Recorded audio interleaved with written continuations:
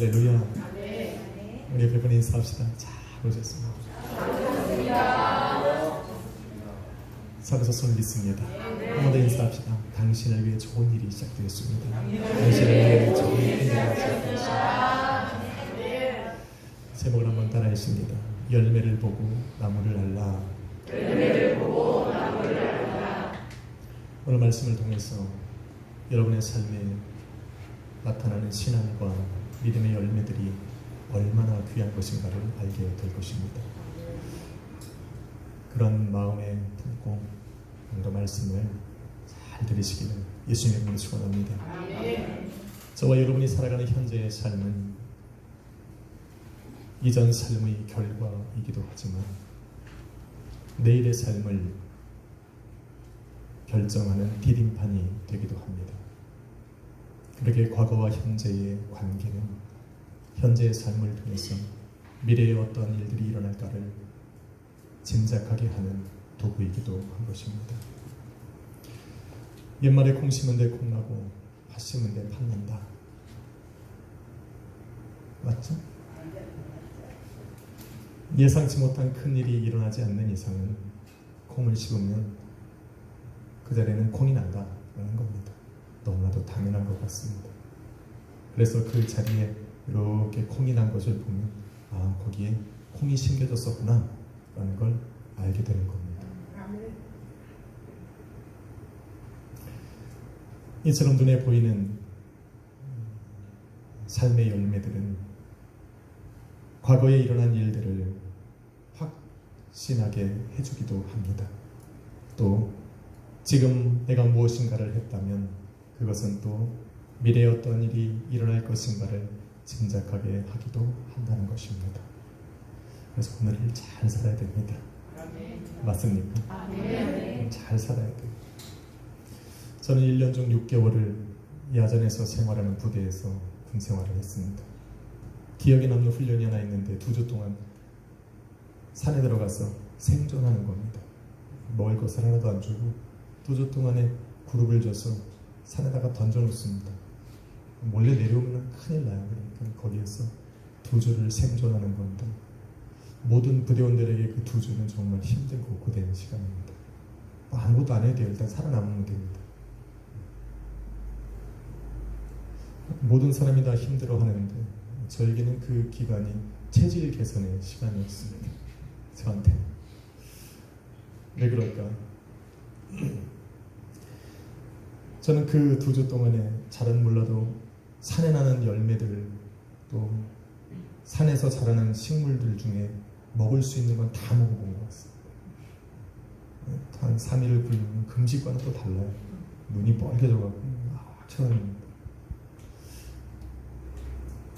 저와 함께 팀을 이뤘던 오정구라는 친구가 있습니다. 그 친구는 태어날 때부터 500고지가 넘는 그 남원의 노고단 중턱에서 태어났습니다. 그리고 거기서 살았어요. 그래서 그의 꿈은 산을 타고 다니는 특전사가 평생 꿈이었답니다. 그래서 들어와서 제 동료가 됐습니다. 그래서 훈련을 산으로 6개월 동안 나가서 지내는 동안 날아다닙니다. 이쪽 우리는 군화를 신어도 발이 아픈데 그 친구는 고무신을 신고 다녀요. 정말입니다. 그 친구가 이제 믿음을 가져서 이걸 보게 된다면 아마 그래 고개를 끄덕거리고 그것도 흰색 고무신 신으면 안 되니까 검정색 고무신 신고 잘 걸어다닙니다. 그 친구하고 함께 한 조가 돼서 2주를 산속에 탁 들어가서 생존을 하다 보면 어느 순간 저는 생식이 됩니다. 잠깐 사라져요. 아침이 되면 이만큼 갖고 이거 먹어도 되는가 싶지만 자기가 먼저 막 먹습니다. 그렇게 2주를 풀떼기를 먹고 살아가다가 부대로 탁 복귀하면 우리 팀구 통신병은 3명인데 3명의 얼굴에서 광채가 납니다. 아마 다니엘이 채식을 먹었는데 그 모습이 아닐까 싶습니다. 그 친구는 산에 있는 이렇게 나무에 붙은 열매만 보면 또 땅에서 이렇게 자라는 식물들의 모습만 보면 먹어도 되는 건지 안 먹어야 되는 건지 너무 잘 압니다. 그래서 알아야 살아남습니다. 우리 특전사는 이렇게 침투에 들어가서 산에서 숨어 있어야 되니까 그런 걸 잘 알아야 돼요. 눈에 보이는 그런 열매들은 우리가 알지 못했던 것들을 확신시켜주는 증거가 되기도 하는 겁니다. 이것은 나무와 또 식물들에만 적용되는 것은 아닙니다. 성도의 삶에 나타나는 삶의 열매들은 성도의 과거의 삶이 어떤지, 앞으로 성도들이 나아갈 그 미래가 어떤지를 알게 해주는 증거이기도 합니다. 성경은 이렇게 말합니다. 열매를 보고 그 나무를 알라. 오늘 매일 예배를 들으셨던 분은 본문에 이 내용이 나왔다는 걸 알고 있을 겁니다. 마태복음 7장 17절로 18절에 보면 좋은 나무마다 좋은 나무마다 아름다운 열매를 맺고 못된 나무가 나쁜 열매를 맺나니 좋은 나무가 나쁜 열매를 맺을 수 없고 또 못된 나무가 아름다운 열매를 맺을 수 없다. 그래서 그 열매를 보고 그 나무를 알 수 있다 말하는 겁니다. 주님께서 나무를 비유로 들어 얘기한다는 것은 그 사람들 안에 있는 삶이 어떤가를 얘기하고 싶었던 겁니다. 그래서 마태복음 12장 35절에 이르시기를 선한 사람은 그 쌓은 선에서 선한 것을 내고 악한 사람은 그 쌓은 악에서 악한 것을 내느니라 말합니다. 다시 말해서 만일 사람이 선을 행하면 그 사람 안에는 선이 있었다라고 하는 증거가 되는 것이고 악을 낸다면 그 사람 안에는 악으로 가득 차 있다라는 증거가 된다는 겁니다. 여러분 안에는 뭐가 있습니까? 한번 물어봅시다. 당신 안에는 뭐가 있습니까? 모르잖아요. 아무도 모른다. 그런데 삶에 드러나는 열매를 보면 알 수 있다 라고 말하는 겁니다. 물어봐야죠. 전 어떻습니까? 넌 안 돼. 이거 하지 마시고 나쁜 게 많지만 그래도 선한 거 하나는 찾으셨어. 그래도 선한 게 있다고 얘기를 해줘야죠. 한번 물어봅시다. 전 어떠냐고. 물어봐. 나 쳐지 말고. 사도 바울은 자기 자신에게 늘 이러한 질문을 던졌습니다. 그런데 그가 결론을 내서 이야기하기를 로마서 7장 18절에 내 속 곧 내 육신에 선한 것이 거하지 아니하는 줄을 아노니 원함은 내게 있으나 선을 행하는 것은 없다 라고 말합니다. 남들은 나를 어떻게 얘기할지 몰라도 바울은 자기 스스로 자기 육신에 선한 것이 거하지 않는다라고 고백을 하고 있습니다. 예수 그리스도를 믿고 영접을 했지만 여전히 죄의 요구를 따르는 육신 안에 거하고 있기 때문에 하나님께서 원하시고 기뻐하시는 그 선을 행하며 살아가기는 너무나도 힘들다라고 고백하는 겁니다. 그런즉 내 자신으로는 하나님의 법을 섬기나 내 육신으로는 죄의 법을 섬긴다라고 고백을 하는 겁니다. 힘들다는 겁니다. 자신의 이 이중적인 모습에 바울은 씨름하고 있는 겁니다. 심지어 로마서 7장 24절에 고백하기를 오호라 나는 곤고한 사람이로다. 이 사망의 몸에서 누가 나를 건져낼까? 그렇게 호소하고 있는 겁니다. 안 된다. 자기 혼자서는 그거와 싸워서 이길 만한 자신이 없고 싸워봤지만 이길 수 있는 길이 없다라고 지금 얘기하고 있는 겁니다. 바울은 자신이 선을 행하라 말하는 영의 요구를 따르지 못하고 여전히 육체의 요구를 따라 살아가는 자신을 사망의 몸으로 비유하고 있습니다. 하나님께서 기뻐하시고 원하시는 그 선을 행하며 살아가지 못하는 그러한 인생은 이미 죽은 자의 모습과 같다라고 이야기합니다. 저와 여러분은 바울의 고백이 바울 한 사람의 고백이 아니라는 것을 너무 잘 알지 않습니까? 아침에 눈을 떠서 우리는 또 다른 나의 모습과 싸우고 하나님께서 기뻐하시는 그 영의 모습으로 살아가고자 하는 나의 원함과는 다르게 육신에 거하는 나의 자아 속에 또 다른 악이 나를 이끌어 간다는 모습에 우리도 여전히 씨름하고 있지 않습니까? 원치 않는 말을 하게 되고 원치 않는 생각을 하고 원치 않는 행동을 하면서 우리는 여전히 내 안에 역사하시는 그 성령 하나님과 거슬려 살아가는 모습 때문에 씨름하는 거예요. 마치 디도서 1장 16절에 이런 것 같이 입술로는 하나님을 시인하지만 행위로는 부인하고 가증한 자와 복종치 않은 자고 모든 선을 벗어버린 사람들처럼 살아가는 것이 우리의 모습이 아닌가 이런 생각을 합니다. 바울이 이 정도인데 우리는 어떻겠습니까? 낙심됩니까?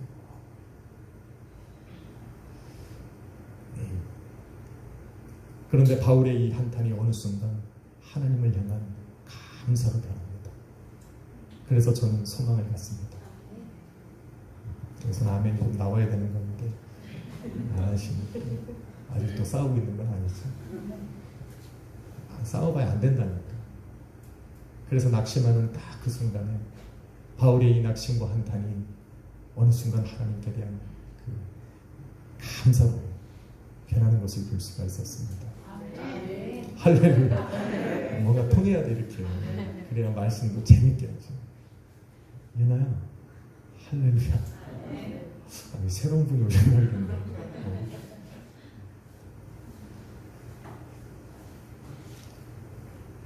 바울은 자신 안에서 일어나는 믿음의 선한 싸움을 바라보면서 하나의 소망을 갖습니다. 육신의 요구를 따라 악을 행하며 살아갈 수밖에 없던 자신이 이제는 속사람 곧 영의 요구를 따라 선을 행하며 살아가기를 원하고 있다는 것을 알게 된 겁니다. 이제는 내게 육신이 원하는 대로 말없이 따라가고 순종하고 그것의 요구를 받아서 악한 일에 동참하는 것을 먼저 행하며 전혀 그런 거에 대한 죄책감을 모르고 살았던 자신인데 어느 순간부터 내 안에 하나님께서 기뻐하시고 원하시는 그 선을 행하고자 하는 마음이 생겼다는 것을 알게 된 겁니다. 이전에는 그것과 싸운 적이 한 번도 없는데 이제는 내 안에서 그러한 싸움이 일어나는 것을 바라보면서 내 안에 성령 하나님께서 역사하고 계시다는 것을 알게 된 겁니다. 아멘. 할렐루야. 아멘. 이것이 바울에게 소망이 된 거예요. 아멘. 여전히 싸움은 끝나지 않고 이것으로 인해서 여전히 힘들어하고 있지만 그런 가운데서도 하나 깨달은 것은 무엇이냐면 이전에는 내가 악을 줬던 생활에 익숙해져 있었는데 이제는 그것을 싫어하는 마음이 내 안에 생겼다는 겁니다. 할렐루야. 아멘. 육신의 요구를 따르는 겉사람과 하나님께서 기뻐하시는 그 선한 일에 동참하고자 하는 영의 요구를 따라 살아가고자 하는 그 자신의 마음이 충돌하고 있다는 것입니다. 이전에는 낙심했지만 그래서 그 모습을 바라보면서 기뻐하고 감사하고 있는 거예요. 아멘. 여러분도 혹시 싸우고 있다면 바울과 같은 그런 모습 때문에 여전히 내가 씨름하고 있다면 여러분도 낙심해서 바꿔서 한심히 바꿔서 하나님 앞에 감사로 변해야 돼요. 그래서 로마서 8장 1절로 2절에 확신에 찬 목소리로 선포하는 거예요. 이제는 그리스도 예수 안에 있는 성령의 생명의 법이 죄와 사망의 법에서 나를 해방시켰다. 아멘. 그러니 누구도 나를 정죄할 수 없다. 할렐루야. 아멘. 이게 소망이에요. 아멘. 내가 선을 쫓아 완전히 살아가는 것 때문에 내가 소망을 갖고 힘을 내는 것입니다. 내가 싸우고 있다. 내가 육신의 장막을 입고 있는 이 순간부터 나는 죄악에서 벗어날 수 없지만 여전히 그 죄악과 싸우고 있는 나의 모습 속에 희망을 발견한 것입니다. 아멘. 싸워야 돼요. 아멘. 포기하면 안 됩니다. 아멘. 육체 안에 거하는 인간은 스스로 죄악을 추구하는 육신의 요구를 거부할 수 있는 능력이 없습니다. 선을 행할 수도 없습니다. 그러나 하나님께서 예수 그리스도를 믿는 믿음을 우리에게 허락하사 믿음으로 말미암아 성령을 우리 안에 거하게 하시고 그 성령의 요구에 따라서 우리가 그 악한 것을 따르고자 하는 내 자아와 싸우게 하시고 있습니다. 이것이 은혜라는 겁니다. 아멘. 그래서 바울은 자신이 무엇인가 선한 일에 동참하고 하나님께서 기뻐하시는 선한 일을 행하고 있다면 그것은 내가 하는 것이 아니라 내 안에 역사하시는 성령께서 하십니다. 아멘. 그래서 감사합니다. 아멘. 그래서 세상 사람들의 칭찬과 명성이 그에게 영광이 되지 않고 하나님께 영광을 올릴 수가 있는 겁니다. 저와 여러분도 다르지 않습니다.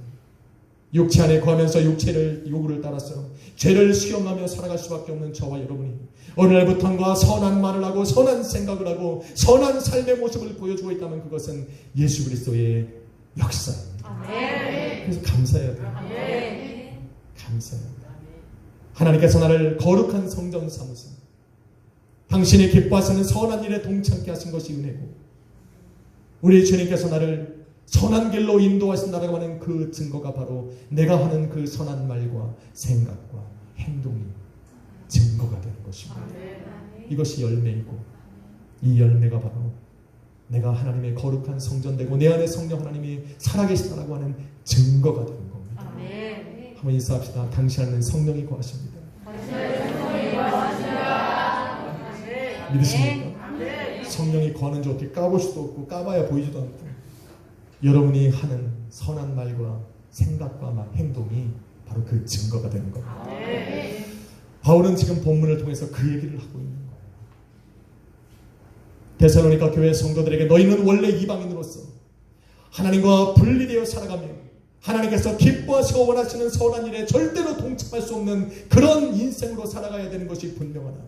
지금은 너희가 하나님께서 기뻐하시는 일, 곧 서로 사랑함의 풍성함으로 살아가고 있는 그것이 바로 너희가 하나님께 택함 받은 자녀가 되었다라고 하는 증거다 말하고 있는 겁니다. 그래서 13절에 하나님께서 처음부터 너희를 택하사 성령으로 거룩하게 하심과 진리를 믿는 믿음으로 너희를 구원하셨다 말합니다. 증거가 있으니까 선포하는 거예요. 바울도 그냥 냅다 지르는 것이 아닙니다. 그냥 냅다 사람들이 좋으라고 너희랑 구원받은 하나님의 택함받은 자녀입니다 얘기하는 게 아닙니다. 오히려 바울은 그런 것이 안 보이면 오히려 그들을 갖다 죄로 정죄합니다. 바울이 이렇게 확신에 찬 모습으로 선포할 수 있는 것은 그들의 삶에 나타나는 신앙과 믿음의 열매 때문에 그런 것입니다. 처음부터라고 하는 단어가 언제부터입니까?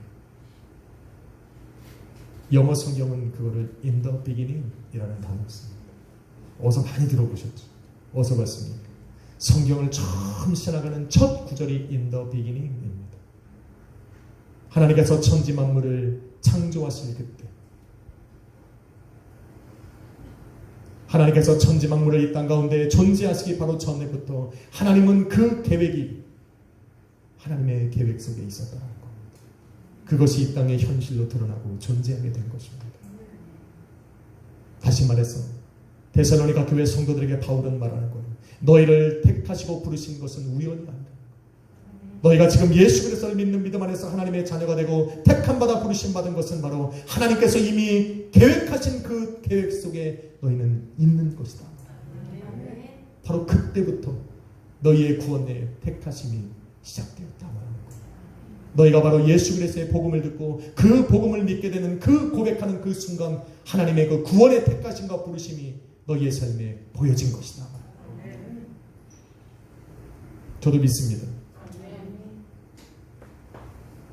저와 여러분은 데살로니가 교회 성도들과 다른 것이 하나도 없습니다. 저와 여러분도 이방인입니다. 우리는 이스라엘 민족이에요. 그러기에 그들을 택하심과 부르심이 구원하심이 우연이 아니듯 저와 여러분이 구원받은 것도 결코 우연이 아닙니다. 하나님의 절대적인 그 택하심과 부르심은 하나님의 그 철저한 계획 속에서 이루어지고 있는 겁니다. 그것이 여러분이 예수 그리스도의 말씀을 복음을 듣고 믿음의 고백을 드리는 그 순간 여러분의 삶의 증거가 되어서 확증하게 되는 겁니다. 믿지 않는 사람들은 어떻게 됩니까? 하나님이 그들을 태초부터 구원하지 않으시기로 결정한 겁니까? 아니요. 그들은 예수 그리스도의 복음을 듣고 하나님께서 그들을 구원하시고자 복음을 증거하셨음에도 불구하고 그들 스스로 믿음이 거부하고 믿지 않았기 때문에 그들을 계획하신 그 구원의 택하심을 그들 스스로 삶 속에 나타내지 못하는 것, 확증하지 못하는 것, 그렇게 살아가다가 주님 앞에 서는 날 그것이 확증이 돼서 멸망의 길로 가는 겁니다. 그래서 우리는 알아야 돼요. 여러분은 주님이 택하신 구원받은 자녀입니다. 아멘. 인사합시다. 당신은 주님이 택하셨습니다. 믿으십니까? 아멘. 그 증거가 있어요. 오늘 그 증거를 얘기하는 겁니다. 내 원하는 대로 삶이 이끌어가자니 고민하잖아요. 내가 이렇게 살아도 되는 건가? 내 정말 하나님의 택함 받은 자녀인가 궁금할 때 오늘 말씀을 잘 들으셔야 됩니다. 바울은 여기서 한 걸음 더 나아갔어. 하나님의 택하심과 부르심이 우리가 가진 믿음뿐만이 아니라 믿음으로 나타나는 여러분의 선한 말과 생각과 행동들이 그 증거다 말합니다. 믿음은 안 보이는 거예요. 그런데 이 보이지 않는 믿음이 선을 행하는 것으로 나타나 보여지게 되는 겁니다. 그래서 야고보서가 얘기하는 거, 행함이 없는 믿음은 죽음이다. 보이지 않는 믿음, 나타나지 않는 믿음, 그것은 스스로에게 확증될 수 없습니다. 바울은 고린도전서 4장 19절로 20절에 이렇게 말합니다.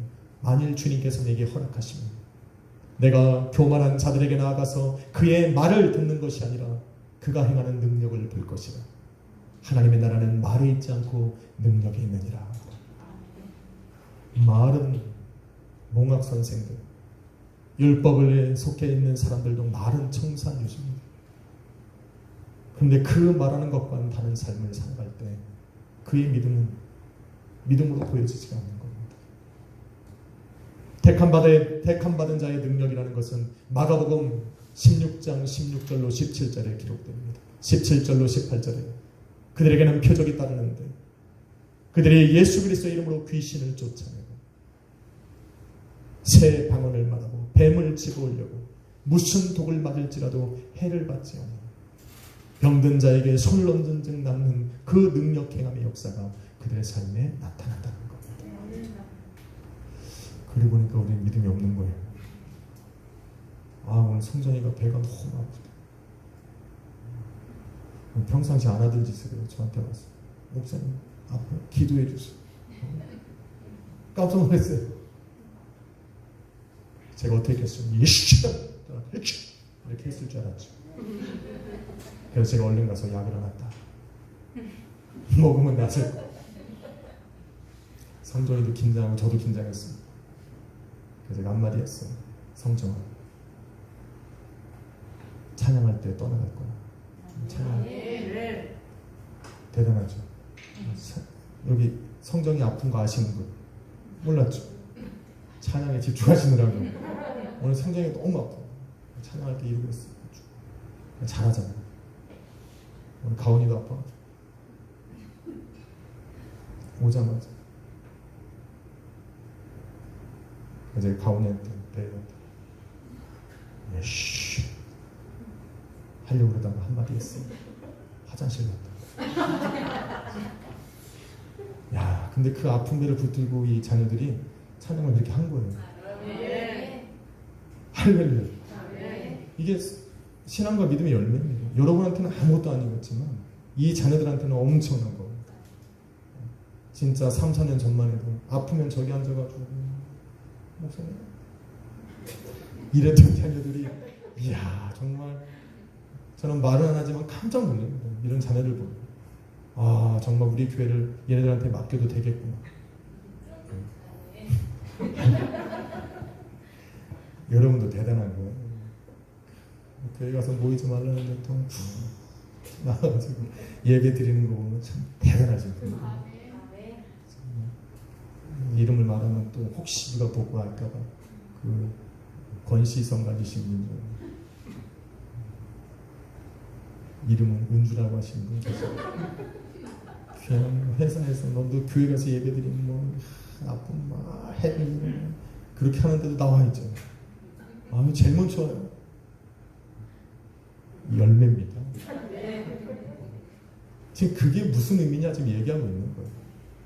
이 자녀들이 아픈데도 하나님을 찬양하는 것이 믿음과 신앙의 열매인데 이게 무슨 그들의 삶에 은혜가 있겠냐, 무슨 의미가 있냐는 거예요.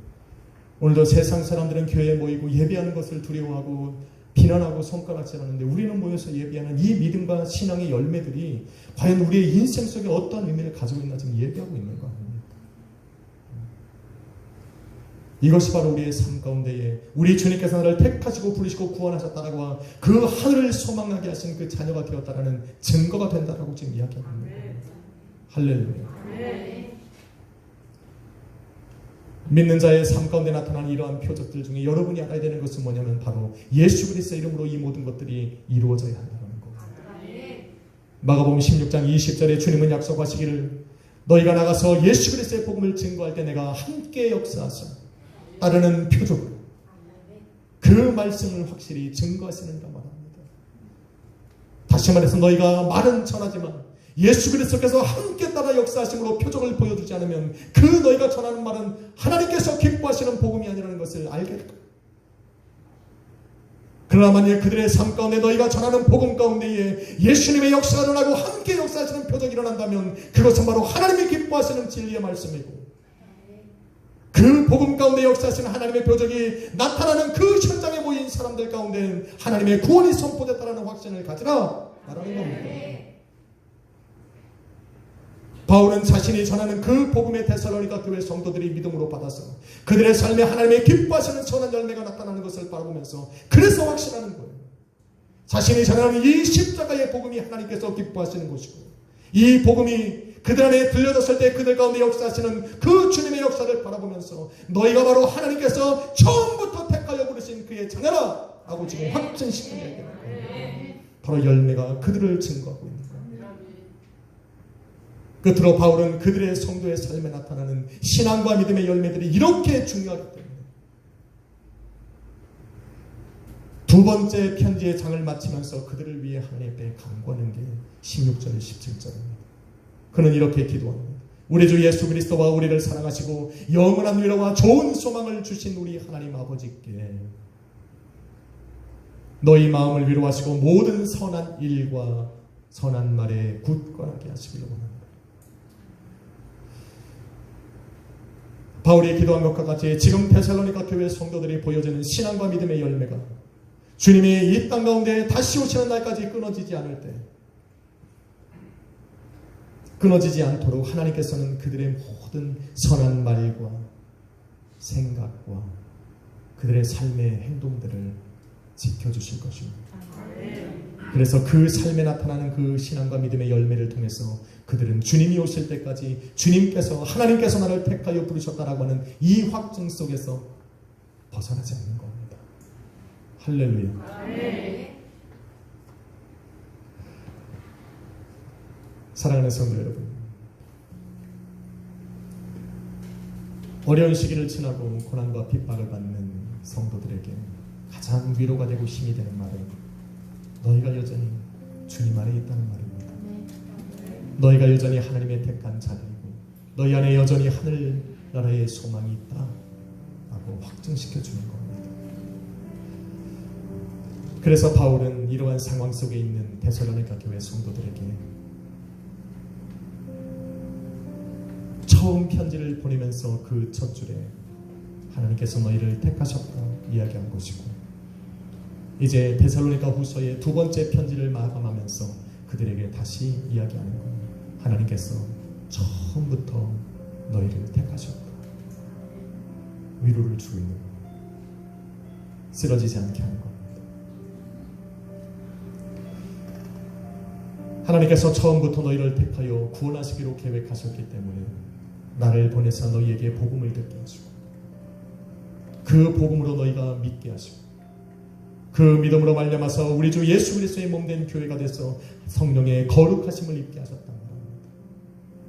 거룩하게 하신 그 성도들을 통해서 우리 주님께서 받으신 그 영광의 자리에 너희들도 참여할 수 있게 하신 분이 우리 하나님이시다. 저와 여러분의 삶 가운데 보이지 않게 역사하신 이 하나님의 놀라운 구원의 계획들, 택하심과 부르심이 우리들은 확증할 방법이 없습니다. 그러나 사도 바울은 너희들의 삶에 나타나는 신앙과 믿음의 열매들이 그 증거다. 저와 여러분 안에도 택하심을 확증할 수 있는 신앙과 믿음의 열매가 있지 않습니까? 세상이 뭐라 하고 비난하고 손가락질해도, 그래서 환경은 점점 더 믿음을 지키기에 힘들고 어려워도 오늘도 주님께서 함께 하시는 예배 가운데 내가 여전히 있다면 그것은 하나님께서 택하셨다라고 하는 증거가 되는 겁니다. 믿으셔야 돼요. 환난 중에 여전히 내가 기도하고 있다면 그것이 증거가 됩니다. 사방으로 우겨쌈을 당하는 감당할 수 없는 문제가 있어도 여전히 내 입술에 찬양이 머물고 있다면 하늘 소망을 품고 살아가는 하나님의 택한 자녀가 되었다고 하는 증거가 되는 겁니다. 그래서 여러분은 하나님께서 택함 받은 자녀입니다. 한번 인사합시다. 당신은 하나님이 택하신 자녀입니다.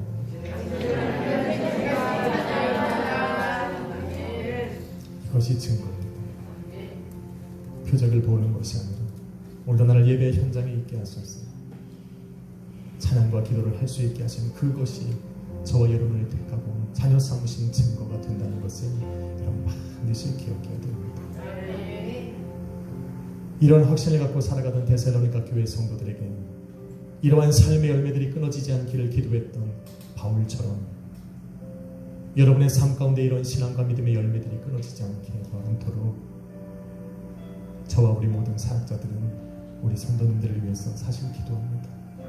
다른 것이 아니라 그걸 기도합니다. 세상이 비난해도 우리가 믿음에서 흔들리지 않을 때 오늘 하나님께서는 우리를 그 환난 중에 우리를 붙드실 것이 확실하게 오늘 우리 사역자들은 기도할 때마다 그것을 놓고 기도합니다. 주님께서 응답하시리라 믿습니다. 아멘. 이러한 열매들이 주님이 다시 오실 때까지 우리가 주님 앞에 서는 날까지 저와 여러분의 삶 가운데 있으리라 믿습니다.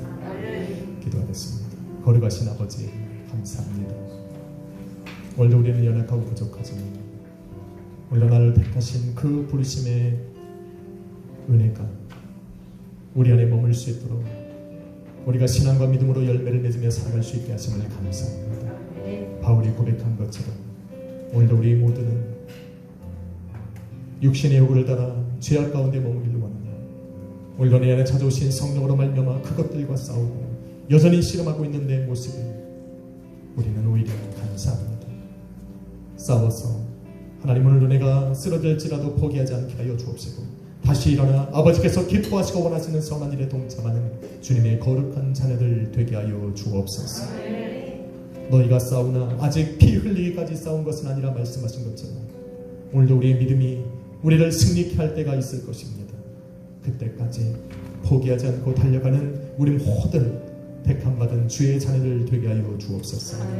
감사드리며 예수님의 이름으로 기도했습니다. 찬양 드립시다. 나의 입술의 모든 말과 나의 마음의 묵상이 주께 연락되기를 원합니다. 나의 입술의 모든 말과 나의 마음의 묵상이 주께 연락되기를 원하네.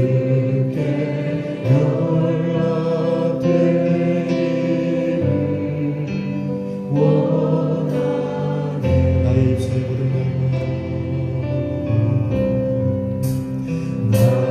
나의 입술의 모든 말과 나의 마음의 묵상이 주께 연락되기를 원하네.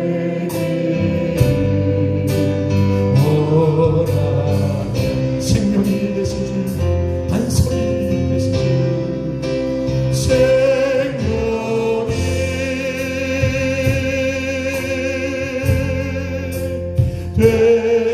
되신 주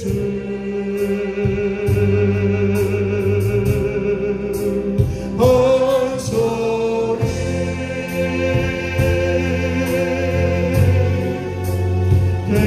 되신 주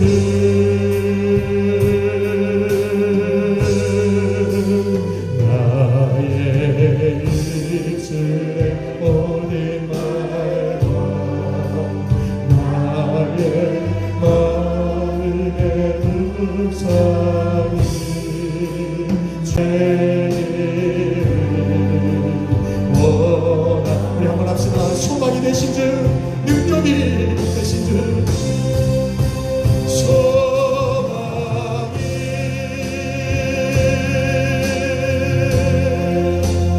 되신 주 능력이 되신 주 능력이